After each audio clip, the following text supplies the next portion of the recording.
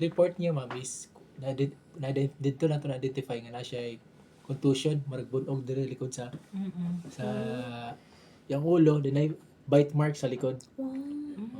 Pero katong bite mark ma'am, dili na nato siya magamit no as to para ma-determine kung kinsa ang POI as to dental record. Kay ni bloated na gid ang kon. Yang tawag ni, yang lawas. Sir, naka-mention mo sa before pa nga dili ipa-autopsy. Naunsa ninyo pag-convince ang family nga ma-autopsy siya?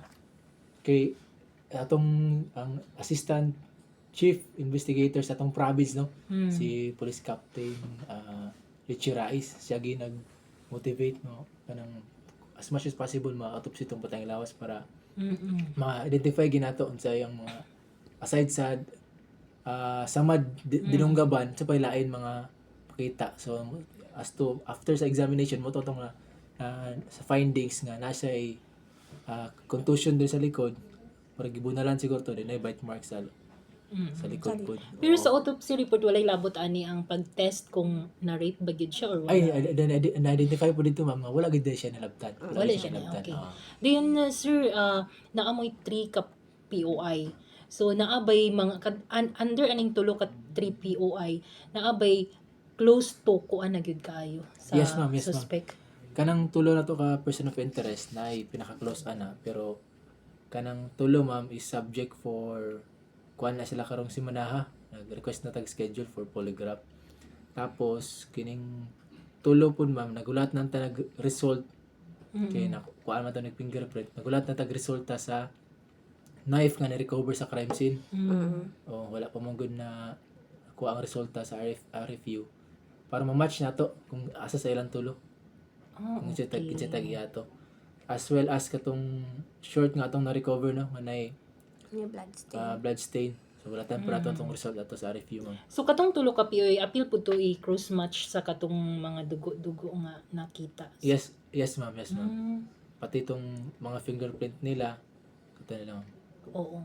Pero inyong lantaw masulbad gid siya kay kanang hapit na or naa na gid mo yung mga nakita nga mga motive. Dili sad min makakuano pero naa bay mga ang POI ba niya is taga Santa Ana lang tanan or within taga Taguluan?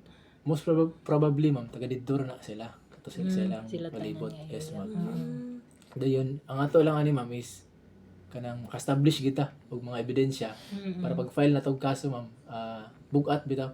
Oo. Okay, atong mga statement kagikan sa mga atong ginapag sumpay-sumpay ba mga statement sa base atong mga na hinabi sa iyang kauban sa simbahan, sa silingan, kaparentihan para ma-establish nato no ang mga circumstantial evidence matugma nato sa mga evidences nga atong gipang na-recover sa crime scene. Pero so far nagtagpik-tagpik pud ba ang base pud sa mga nakuha ninyo nga mga sources or nakuha ninyo coming from kanang inyong na lantaw nga kana unsay tawag ana witness or Yes ma'am. Katong mga kung unsa ilang mga alibay anang panahon na ato po nang gina-check sa ilang kumpanya kung naka-log-in log-out ba na sila. So mo na tong gina-prepare ma'am ng mga documents. So walay rason nga malusutan mo aning mga POIs, right? Yes ma'am. Kung wingon sila nag-duty sila ng panahon na atong gina-check ilang kumpanya kung naka-biometric man para ma-produce nila tong mga document kung tinuod ba sa nasa atong panahon na didto. Dahil kung nasa atong panahon na gina-check po na mo CCTV kung wala ba siya nasibat atong panahon na. Kasi nung nakalagin log-out pero tunga-tunga na nasibat ba. So mo na mong balikan pa dito sa mga company. Gracias. Okay. Sir, magpaabot mi ani sa no nga kay kami pud diri sa Miss Radio dili pa mi mo undang. Ang post ana is atong Taguluan Municipal Police Station personnel. As well as na nagipitala atong mga provincial director no atong from high provincial headquarters nga motabang sa tuwa masulbad ni nga kaso.